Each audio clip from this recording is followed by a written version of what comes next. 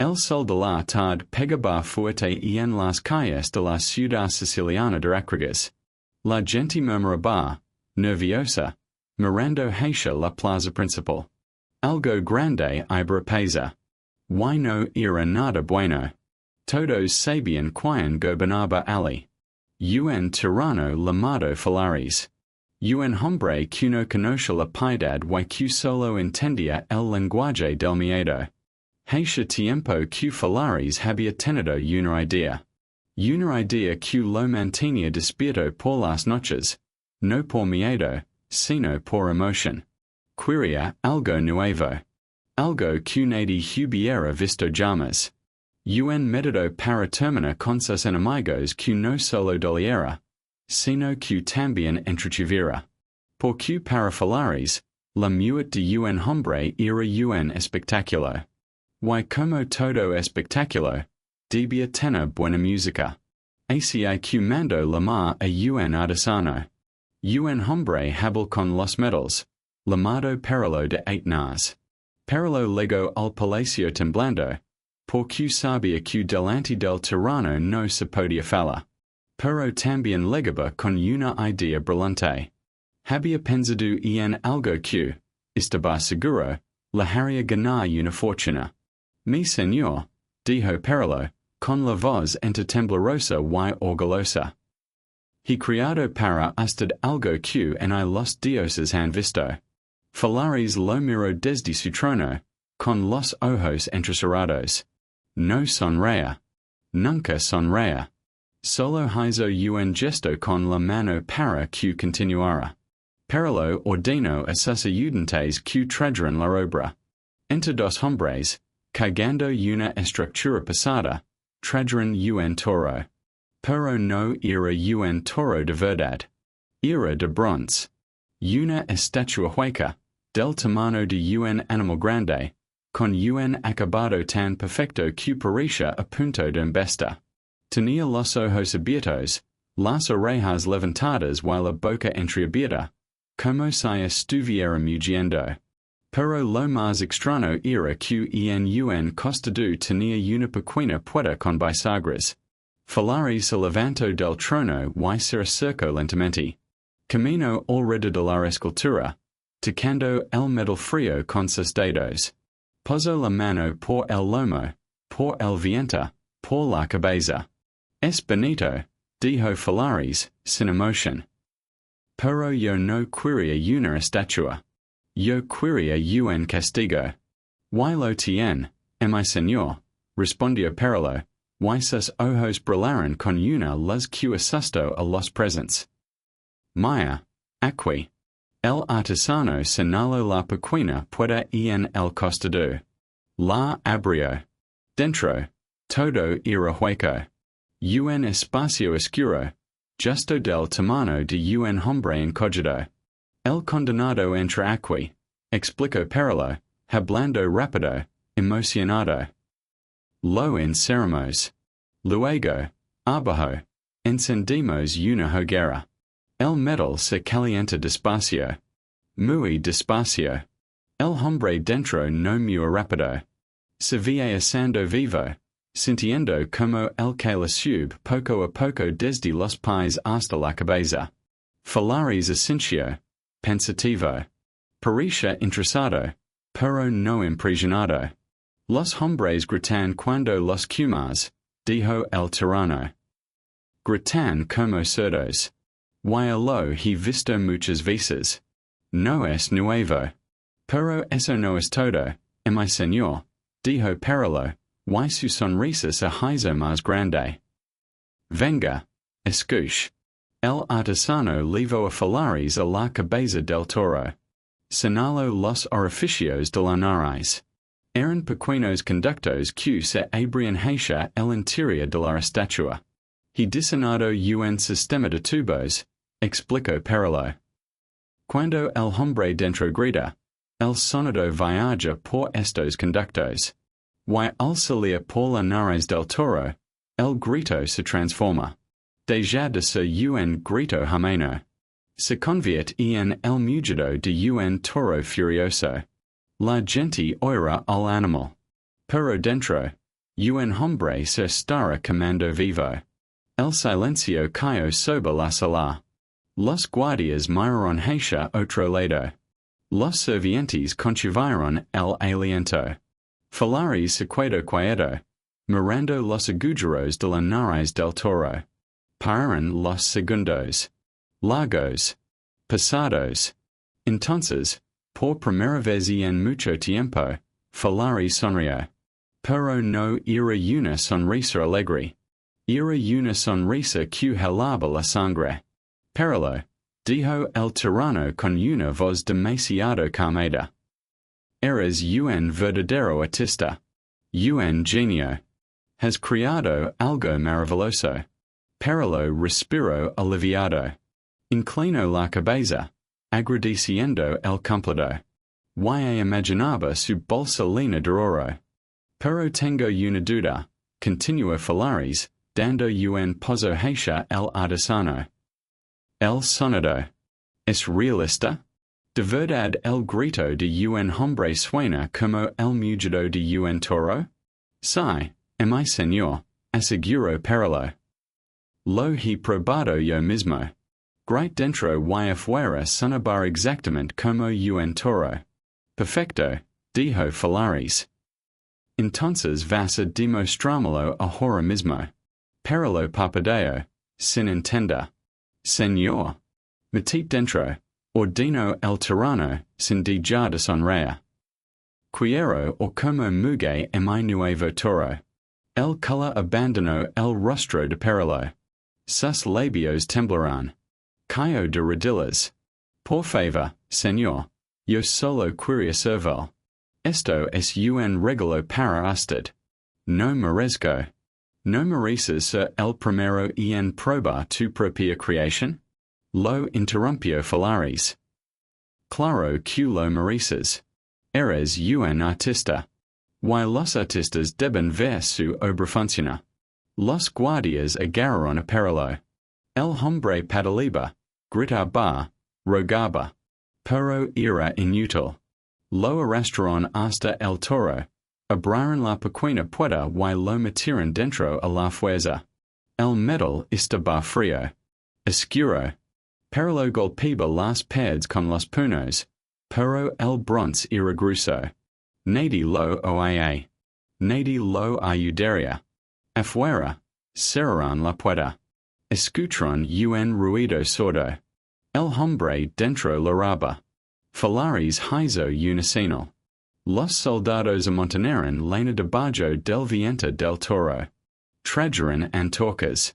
El fuego comenzó a crecer, lamiendo el metal con sus lenguas anaranjadas. Al principio no pasó nada. Solo el crepito de la leña. La gente en la plaza, que se había acercado a mirar, guardaba silencio. Todos miraban al toro de bronce. Pararon unos minutos. Entonces, un sonido comenzó a salir de la nariz del animal. Un sonido grave. Profundo. Un mugido largo y tembloroso que parecía venir de las entrañas de la tierra. El toro mugía. La gente se estremeció. Algunos dieron un paso atrás. El mugido subía y bajaba de tono, a veces más agudo, a veces más grave.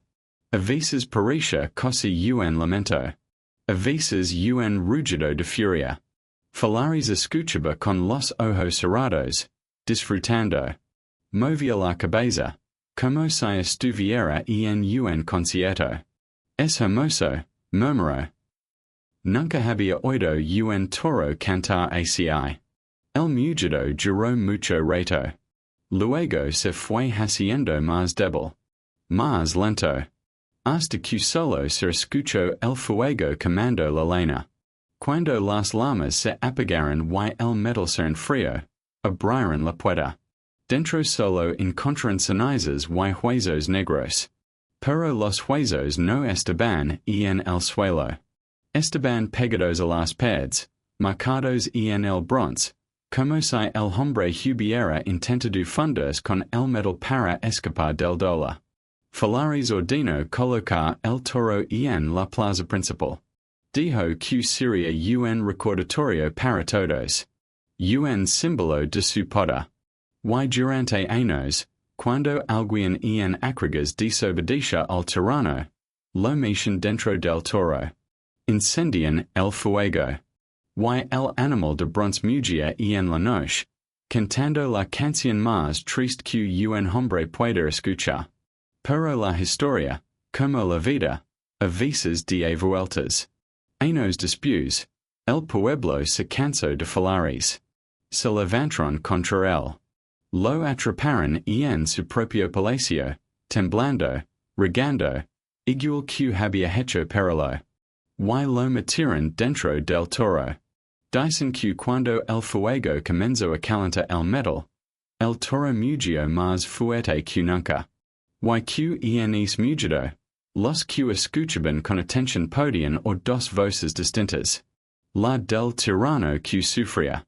Y la del artesano que, desde algún lugar, quizás por fin descansaba en paz de la noche caía sobre la ciudad de Nuremberg, en Alemania. El año era 1515 y las calles empedradas brillaban con la humedad de la lluvia reciente. En una esquina, cerca de la plaza del mercado, unos hombres cargaban una caja grande envuelta en lonas. Nadie sabía que era. Nadie preguntaba. En aquellos tiempos, pregunta demasiado podía llevar a conocerla de cerca. Los vecinos más curiosos se asomaban a las ventanas. Alcanzaban a ver que lo que transportaban tenía forma humana.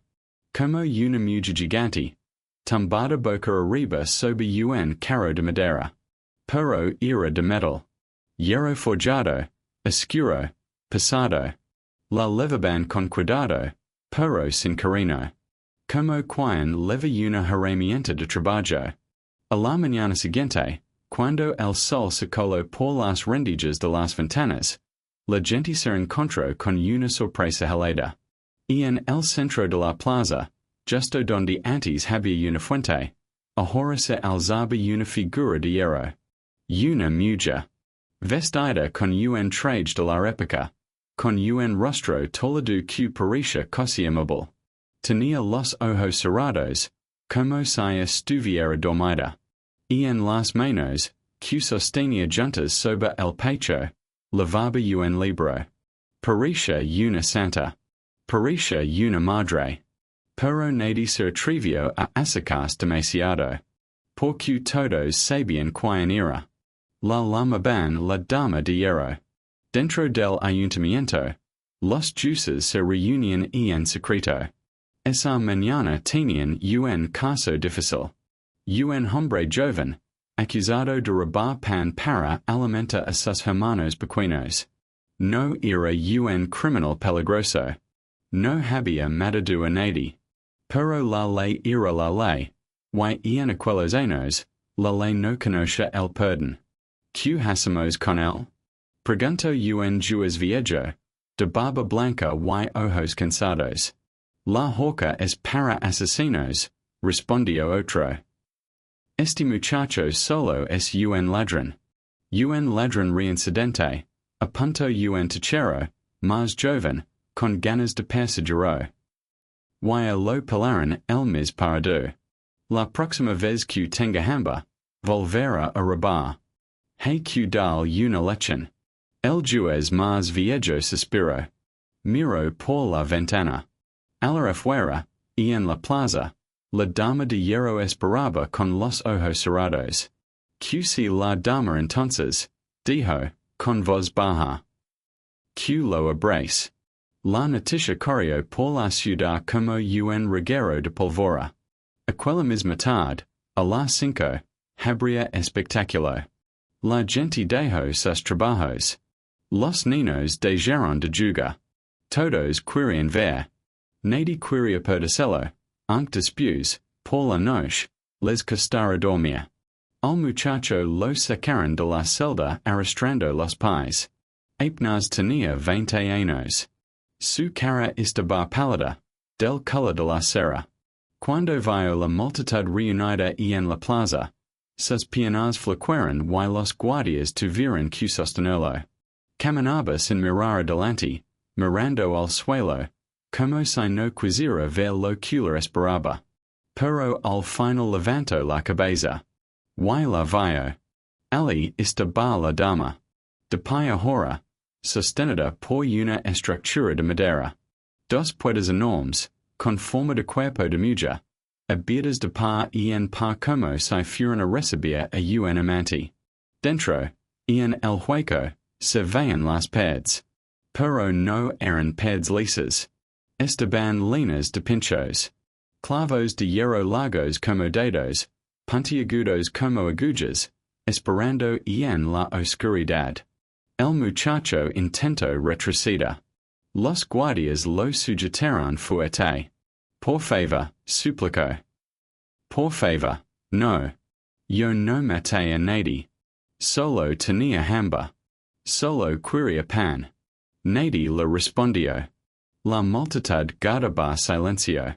Algunas mujeres se persignaron. Un niño pequeño se escondió detrás de las faldas de su madre. Los guardias arrastraron al muchacho hasta la abertura. Lo empujaron dentro. El interior era estrecho. Apenas cabía un hombre de pie. Las paredes estaban frías. Los pinchos, también. Por ahora solo los rozaban, sin clavarse. Pero el muchacho sabía que eso iba a cambiar. Que en paz, ordenó una voz desde algún lugar. Los verdugos comenzaron a girar unas manovelas. Lentamente, las dos puertas de la dama comenzaron a cerrarse. Primero un centímetro. Luego otro. El metal chirriaba. Un sonido agudo que se colaba en los oídos de todos los presentes. Dentro, el muchacho sintió el primer pincho. Le rozó la espalda. Luego otro en el brazo. Luego otro en la pierna. Aguantó la respiración, apretó los dientes, intentó no moverse. Pero no había espacio. Las puertas seguían cerrándose. El primer clavo atravesó la piel. Fue como una quemadura fría. El muchacho gritó. Un grito corto, agudo, que se escapó antes de que pudiera contenerlo. La multitud se estremeció. Las puertas seguían cerrándose. Ahora los pinchos entraban más hondo. Uno en el hombro. Otro en el muslo. El muchacho sentía como perforaban la carne, como buscaban los huesos. Quería moverse, alejarse, pero no podía. Cada intento solo hacía que otro clavo se le clavara en un sitio diferente. Juil. Grito. Juil mucho, por favor. Pero las puertas seguían cerrándose. Los verdugos conocían su trabajo. Sabían exactamente hasta donde tenían que ligar. Los pinchos estaban colocados con cuidado. Ninguno apuntaba al corazón. Ninguno atravesaba una arteria grande. No, la dama no mataba rápido. La dama abrazaba despacio, para que girara. El muchacho ya no gritaba. Ahora solo gemía. Un sonido bello y tembloroso que salía por los agujeros del vestido de hierro.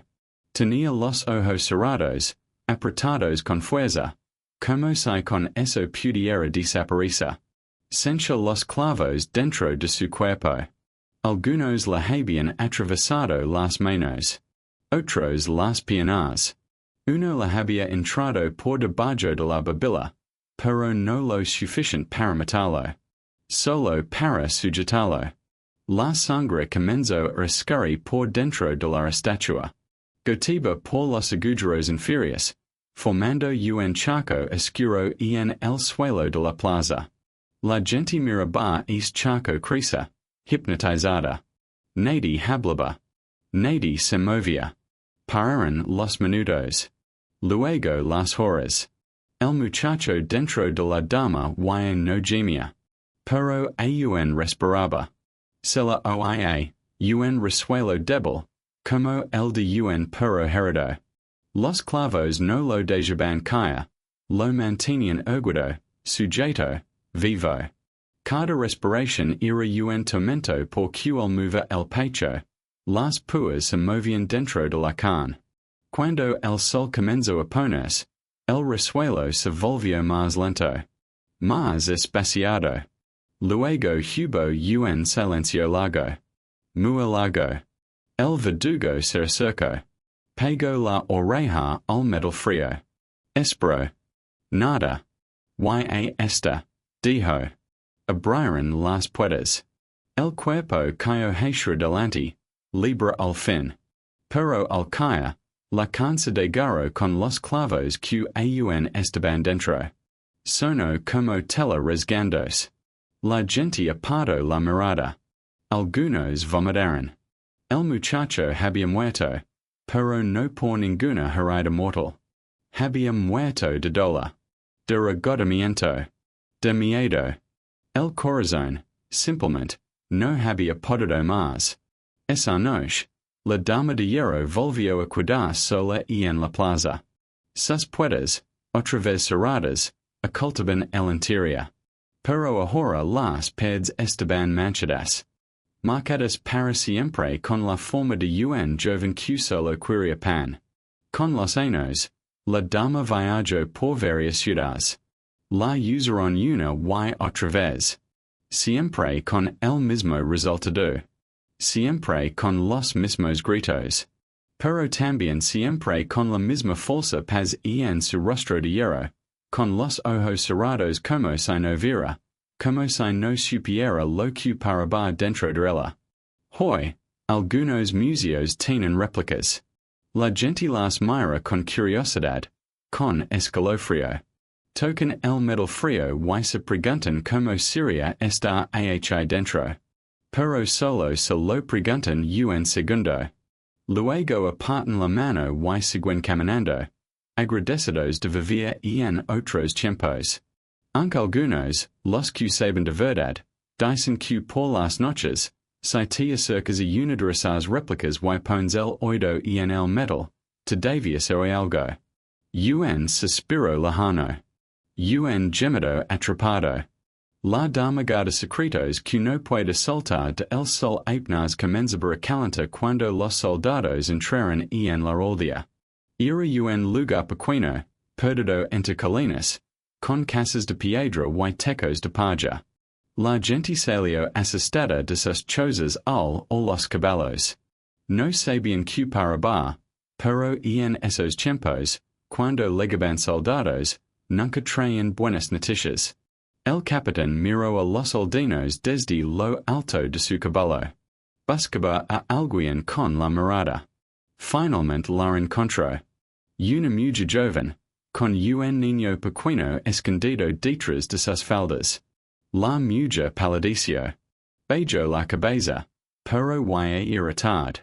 Tú, dijo el capitán, señalándola con el dedo.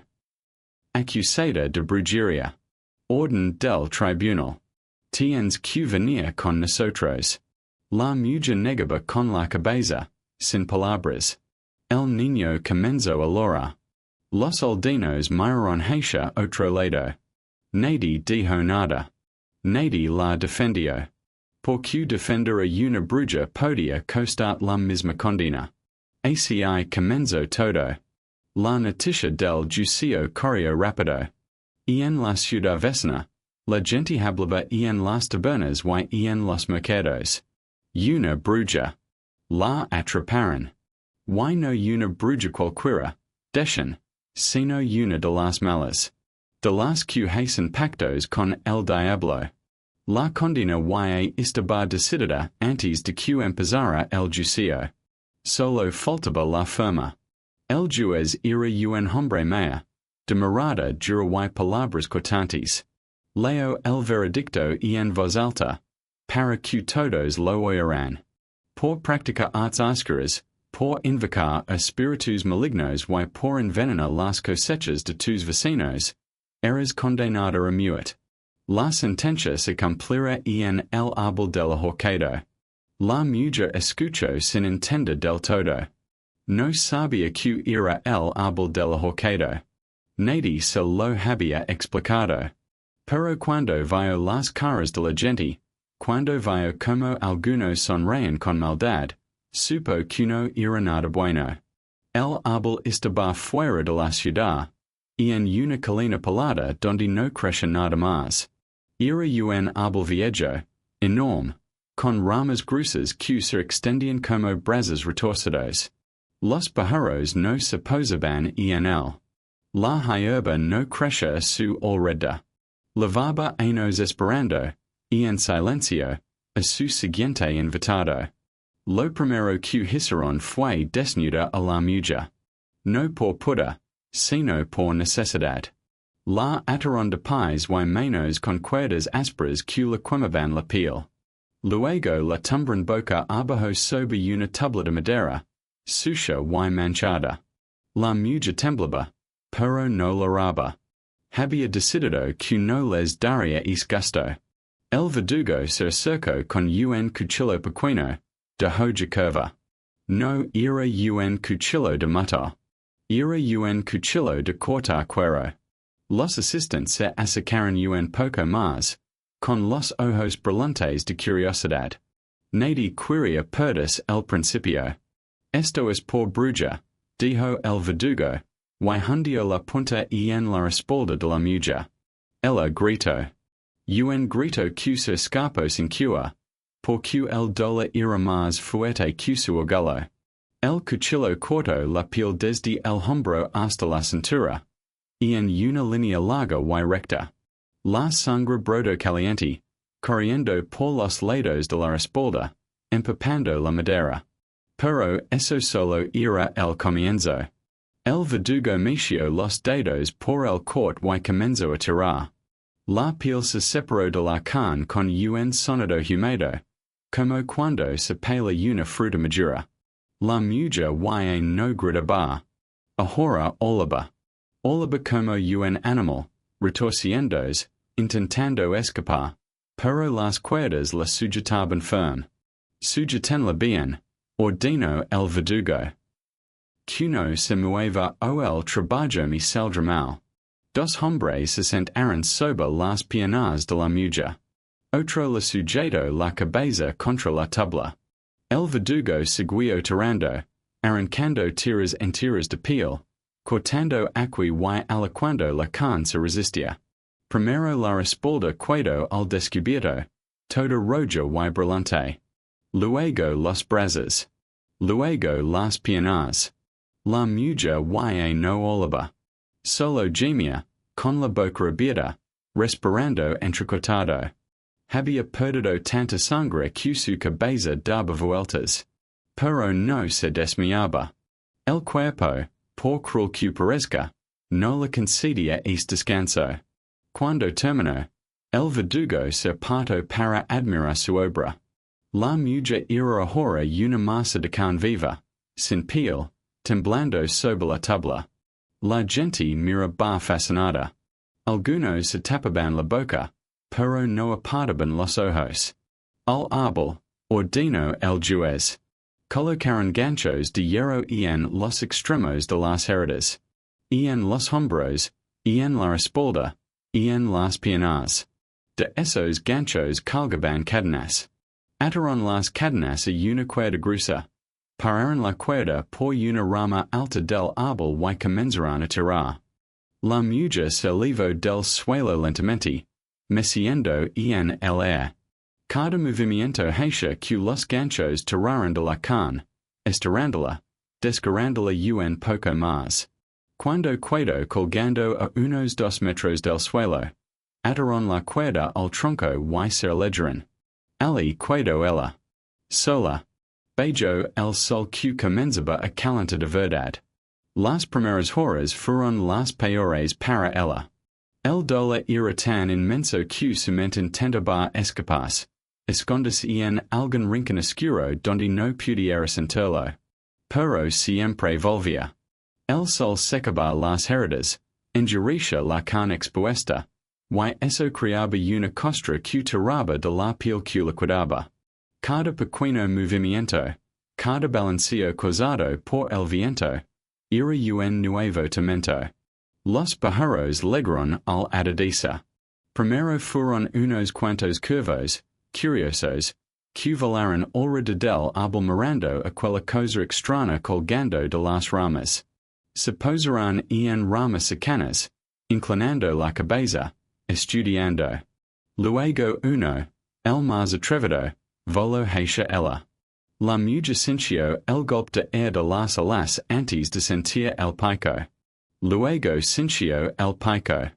Un pinchazo agudo en la pierna, justo donde no había piel.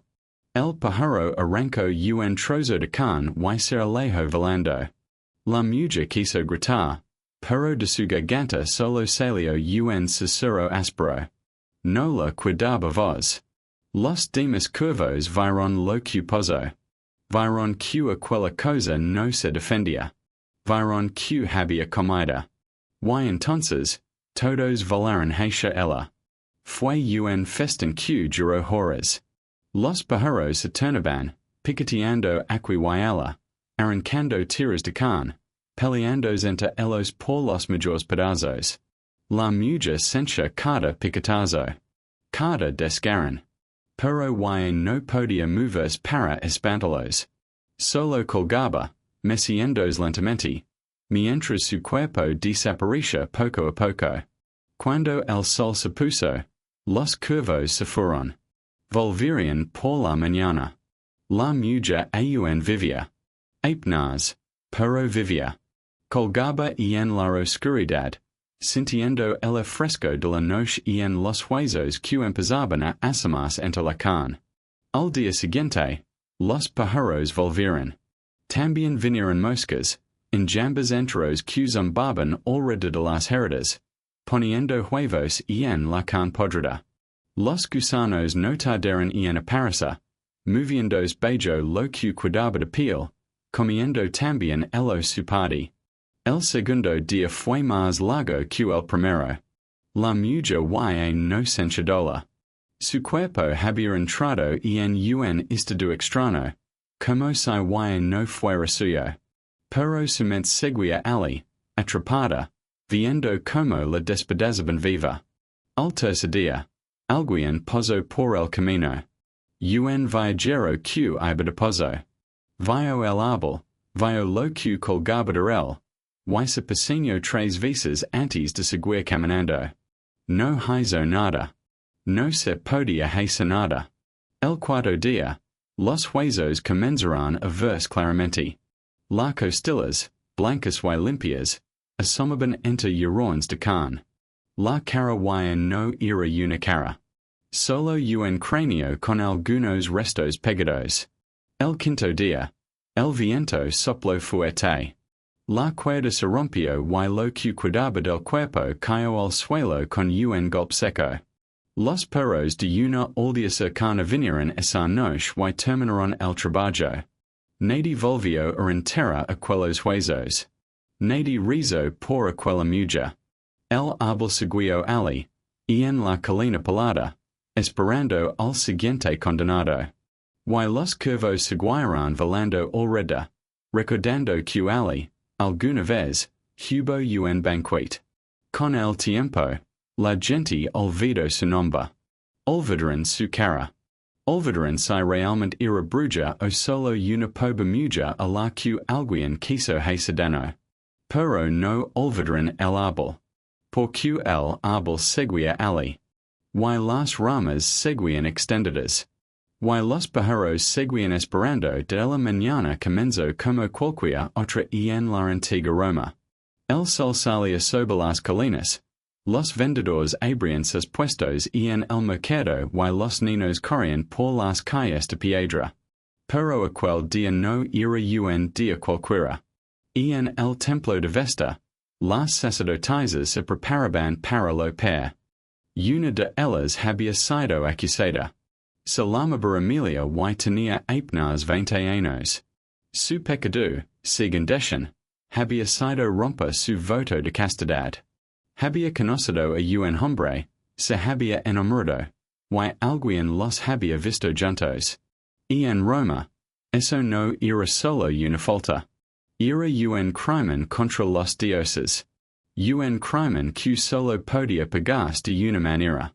Las otras vestals la miraron cuando los guardias entraron a buscarla. Nadie dijo nada. Nadie la abrazó. El silencio era la única despedida que podían ofrecer. Emilia caminó sola hacia la puerta, con la cabeza alta pero los ojos llenos de lágrimas. Sabía lo que la esperaba. Toda Roma lo sabía. El juez leyó la sentencia en el foro, delante de cientos de personas. Su voz resonaba en las piedras antiguas. Emilia, hija de Lucio, has manchado el nombre de Vesta. Has traído deshonra a tu familia y peligro en nuestra ciudad. Los dioses están enojados por tu falta. Para calmar su ira, debes morir. Pero no morirás de cualquier manera. Iras donde nadie puede encontrar.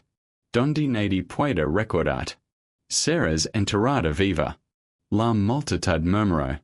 Algunos asintieron, aprobando la sentencia. Otros miraron al suelo, incomodos. Pero nadie protestó. Y en Roma, las leyes eran las leyes. Emilia sintió que las piernas le falaban. Enterrada viva. Las palabras daban vueltas en su cabeza como moscas alrededor de una herida. Intentó imaginar que se sentiría, pero no podía. Su mente se negaba a dibujar esa imagen. Los guardias la llevaron fuera de la ciudad, por un camino de tierra que nadie usaba. Caminaron durante una hora, hasta llegar a un lugar solitario, cerca de la vía colina. Allí, unos esclavos habían estado cavando desde el amanecer. Cuando Emilia vio el hoyo, se detuvo en seco. Era un pozo. No muy ancho, pero sí profundo. Más alto que un hombre. Un agujero oscuro en la tierra. Como una boca abierta esperando tragarse algo. Al lado, un montón de tierra recién excavada esperaba para volver a su lugar. Tienes que bajar, dijo un guardia, sin mirarla a los ojos. Emilia negó con la cabeza. Dio un paso atrás. Luego otro. Pero los guardias la sujetaron por los brazos y la arrastraron hasta el borde. Ella pedaleaba, forcejaba, pero era inútil. Eran demasiados. Por favor, suplicó. Por favor, solo déjenme irme. Mi lejos, nunca volverán a verme. Lo juro por todos los dioses. Los dioses no quieren ver lejos, respondió el guardia. Quieren ver bajo tierra. Ataron una cuerda a la cintura de Emilia, y la fueron bajando lentamente al pozo. Ella sintió las pads de tierra rozando su cuerpo. El olor húmedo de la profundidad, la oscuridad que crecía a su alrededor. Cuando sus pies tocaron el fondo, miró hacia arriba. El cielo se veía pequeño, redondo, muy lejano. Como una moneda de luz en un mar de tinieblas. ¿Cuánto tiempo? Preguntó con voz temblorosa. Nadie le respondió. Arriba, los guardias cortaron la cuerda. La soga cayó a sus pies, inútil y Emilia la recogió, sin saber qué hacer con ella. Luego escuchó un ruido sordo. Tierra cayendo. Habían empezado a tapar el pozo. Al principio fue solo un poco. Un punado de tierra que cayó cerca, levantando polvo. Luego otro punado, y otro más. Pero pronto comenzaron a caer paladas enteras. La tierra golpeaba el fondo con un sonido pesado, y cada vez caía más cerca. Emilia se pegó a la pared, intentando esquivar la lluvia de tierra. Pero no había donde esconderse. El pozo era demasiado pequeño. Pronto la tierra comenzó a acumularse a sus pies. Primero le cubrió los tobillos. Luego las piernas. No. Gritó. Por favor, no. Pero arriba seguían echando tierra. Palada tras palada. Sin pausa. Sin prisa. Como quien riega un campo. Cuando la tierra legó a sus rodillas, Emilia intento moverse, subas encima del montón. Pero era como que escala arena mojada. Cada vez que levantaba un pie, la tierra se deslizaba y la hundía más. Esta va atrapada. El sol, a la arriba, comenzó a desaparecer. No porque se estuviera poniendo, sino porque la tierra iba cerrando el círculo de luz. Cada paleta tapaba un poco más el agujero. La luz se hizo rendija. Luego punto. Luego nada. Oscuridad total. Emilia abrió los ojos y los cerró. Y era lo mismo. No veía nada. Absolutamente nada. Extendió las manos y tocó tierra. Movió la cabeza y tierra rozó su mejilla. Respiró hondo y el sabía humedad, a races, a muet. La tierra seguía subiendo. Ahora la legaba a la cintura. Sencha el peso, la presión, como la iba comprimiendo. Intento respirar hondo, pero el course que llevaba apretado no la dejaba. El pánico comenzó a crecer en su pecho. Un animal que arenaba por salir. Tranquila, se dijo a sí misma, con voz temblorosa. Tranquila. Van a parar. En algún momento van a parar. Pero no paraban. Arriba, los guardias seguían peleando. Y cosa habían terminado. El pozo estaba cosalino. Solo faltaba un poco para que la tierra alegra al nivel del suelo. Dentro, Emilia y no podía moverse. La tierra la sujetaba firme, como un abrazo de hierro. La legaba al pecho. Cada respiración era una lucha. El pecho quería expandirse y la tierra no lo permitía. Tenía que hacer esfuerzos enormes para llenar los pulmones, y cada vez costaba más. Pensó en su madre. En su padre. En el hombre al que había amado. Es por el que estaba allí. Se preguntó si él sabría lo que la había perdido. Se preguntó si la importaría. La tierra legó a su babila. Tuvo que levantar la cara para seguir respirando, mirando hacia arriba, hacia donde antes había luz. Pero solo veía oscuridad. La tierra le rozaba la mandíbula, le tapaba las orejas. El mundo se volvió un lugar silencioso, pesado, oscuro. La última paleta cayó directamente sobre su cabeza. Sintió el golpe, el peso. La tierra le cubrió la cara. Instantáneamente, cerró los ojos y la boca. Pero la tierra estaba por todas partes. En sus párpados, en sus labios, en su nariz. Intentó respirar y no pudo. La tierra obstruía todo. Su corazón latía tan fuerte que lo sentía en las sienes, en el cuello, en el pecho. Latía despacado, asustado, buscando una salida. Pero no había salida. Solo tierra. Toneladas de tierra sobre ella, alrededor de ella, dentro de ella. El último pensamiento de Emilia fue para el sol. Recordó la luz caliente en su cara cuando era niña, cuando jugaba en el campo con sus hermanos. Recordó el olor del verano, el sabor de las uvas recién cortadas, la risa de su madre. Luego su corazón dijo basta. Arriba, los guardias pisaron la tierra para apisonarla. Nivelaron el suelo. Plantaron unas piedras pequeñas para marcar el lugar. Luego se fueron sin mirar atrás. Nadie volvió a ese lugar. Nadie rezó por Emilia. Los pájaros no cantaban allí. Las flores no crecen. Solo la hierba, con el tiempo, cubrió las piedras. Y luego la hierba también se olvidó. Pero a veces, en las noches de luna llena, los pastores que pasaban cerca lloraban o algo. Un suspiro. Un lamento. Algo que venía de bajo tierra.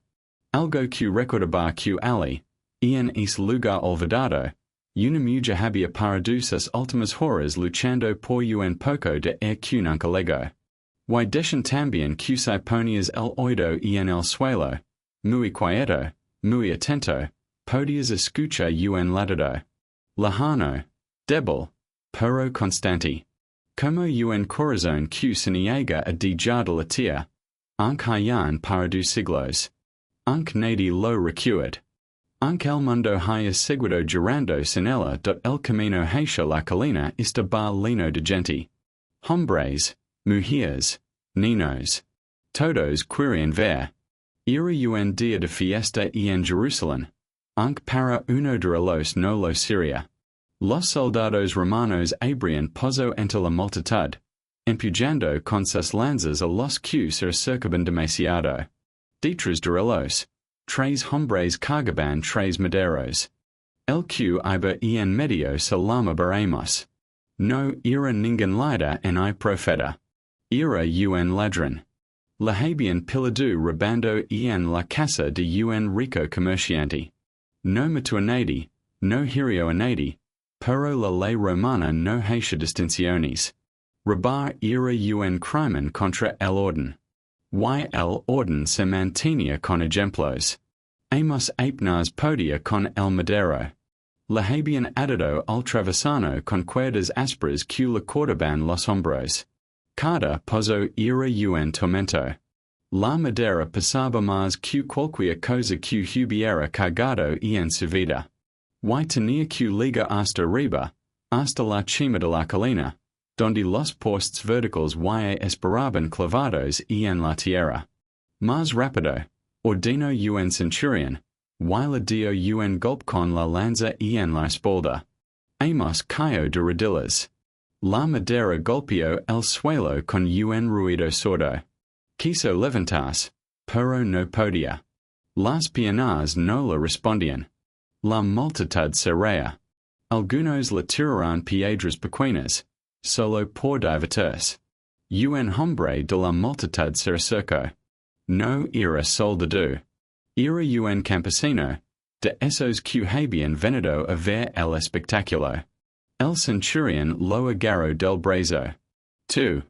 Ayuda a este a levar el madero. El campesino quiso negarse, pero la mirada del soldado no dejaba lugar a dudas. Obedeció. Cargó parte del peso y entre los dos, tambaleandos, continuaron la subida. Cuando llegaron a la cima, Amos vio los postes. Tres maderos clavados en la tierra, rectos, oscuros, esperando. Ali pasarían sus últimas horas.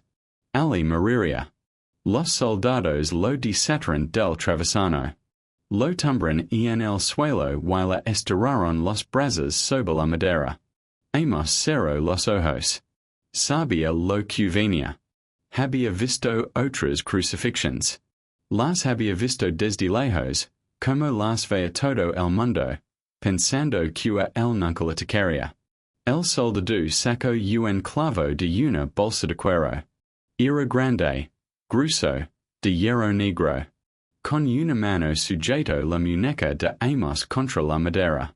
Con la otra colocó el clavo en el punto exacto, entre los huesos pequeños de la muñeca, donde no hay tiras grandes. Luego levantó el martillo. El primer golpe sonó seco. Amos sintió como el hueso cedía, como el hierro entraba rompiendo todo a su paso. Grito. Un grito que salió del fondo del estómago, de las entrañas, de algún lugar que ni siquiera sabía que existía. El segundo golpe. El clavo entró más hondo, atravesando la carne, buscando la madera del otro lado. El tercer golpe. La punta del clavo asomó por detrás del madero. Estaba fijo. Luego la otra muñeca. Luego los pies. Los dos juntos, cruzados, con un solo clavo enorme que los atravesaba ambos. Amos no gritaba. Ahora jadaba, respiraba entrecortado, con los ojos abiertos de par y en par mirando el cielo. Cuando terminaron, izaron la cruz. Fue lo per. Al levanta el madero. Todo el peso del cuerpo colgó de los brazos. Los clavos tiraron de la carne. Los hombros se dislocaron con un chasquido húmedo. Hemos sintió que se partia y en dos, que sus brazos se separaban de su cuerpo, que sus hombros ardían como si tuvieran fuego dentro. La cruz cayó y en el agujero con un golpe. El cuerpo de Amos se sacudió. Y el dolor se multiplicó por mil. Y entonces comenzó la espera. Al principio, el dolor era lo único que existía. Un dolor inmenso, total, que ocupaba cada rincón de su cuerpo y de su mente. Los clavos y en las muñecas ardían como brasas. Los hombros, fuera de su sitio, enviaban señales de fuego por toda la espalda. Los pies, atravesados, latían con cada latido del corazón. Pero luego, poco a poco, el dolor se fue haciendo más llevadero. No porque doliera menos, sino porque el cuerpo empezó a rendirse. Los nervios, saturados, dejaron de enviar señales con tanta fuerza. El dolor siguió allí, pero se volvió un compañero, no un enemigo. Amos aprendió a respirar con él, a convivir con él. El problema fue la respiración. Para poder llenar los pulmones, Amos tenía que empujarse hacia arriba con los pies. Pero al hacerlo, todo el peso recaía sobre las heridas de las muñecas, y el dolor volvía con una fuerza que la nublaba la vista. Aguantaba unos segundos, tomaba un poco de aire, y luego se dejaba caer de nuevo, colgando, agotado. Así pasaban las horas. Subía, respiraba, caía. Subía, respiraba, caía. Un ciclo infinito de sufrimiento. Cada vez la costaba más subir. Cada vez tenía menos fuerzas. El sol comenzó a apretar. Era mediodía while las caía vertical, sin piedad. La piel de Amos ardía. La lengua se le pegaba al palato, seca, hinchada. Tenía tanta sed que hubiera vendido su alma por una gota de agua. La gente paraba y lo miraba. Algunos se reían. Otros comentaban entre ellos, señalando. Un hombre se acercó con una esponja empapada y en vinagre, atada a una caña, while la acercó a sus labios. Amos chupó con desesperación, pero el vinagre quemó aún más su garganta reseca. Escupió, tosió. El hombre se alejó riendo. Pararon las horas. La tarde cayó lentamente. Las sombras se alargaron. La multitud se fue yendo a sus casas. Solo quedaron los soldados, aburridos, jugando a los dedos al pie de las cruces. Amos y no podía más. Sus piernas habían dejado de responder. Cuando intentaba subir para respirar, los músculos temblaban, se negaban a obedecer. Él entraba cada vez menos en sus pulmones. Sentía como se ahogaba lentamente, como sus propios pulmones se llenaban de líquido, como cada respiración era un estator húmedo y débil. Cerró los ojos. Vio a su madre. La recordó en la puerta de su casa, despidiéndose, sin saber que era para siempre. Recordó el olor del pan recién horneado. Recordó una muchacha que le gustaba cuando era joven, su sonrisa, su pelo largo. Recordó todo lo que no volvería a tener. Luego pensó en los otros dos. Los hombres que colgaban a su lado. Uno lo robaba sin parar, le mandó a su madre. El otro miraba al frente, y en silencio, con los ojos vacíos. Los tres iban a morir. Los tres estaban solos. Cuando el sol se puso detrás de las colinas, Amos y no intentaba respirar. Su pecho se movía solo, y en pequeños espasmos involuntarios.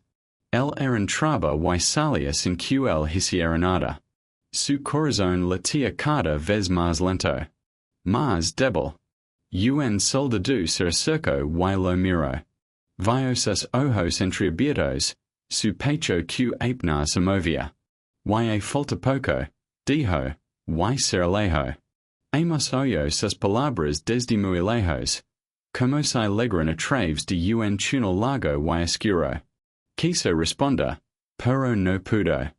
Su boca no lo obedecía. Su lengua era un trapo seco y inútil. Pensó en el clavo de sus pies. En el de sus muñecas. En sus hombros rotos. Y por primera vez en horas, sintió algo parecido al alivio. Pronto todo eso terminaría. Pronto dejaría de sentir. El último pensamiento fue para el air. Hizo que durante toda su vida había entrado y salido sin que él lo notara, sin que le diera importancia. Ahora lo decía más que nada en el mundo. Un último soplo. Un último llena los pulmones con el viento fresco de la noche. Pero no pudo. Su corazón dio un último latido. Lento.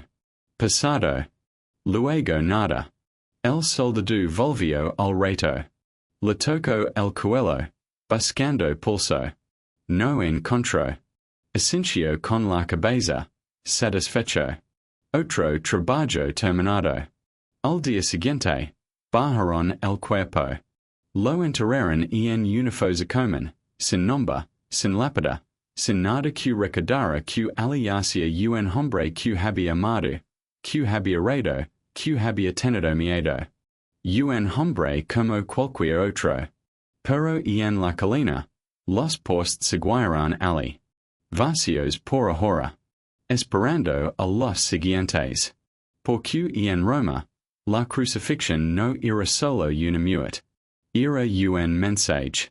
Un recordatorio para todos de lo que para se desafiabas el orden.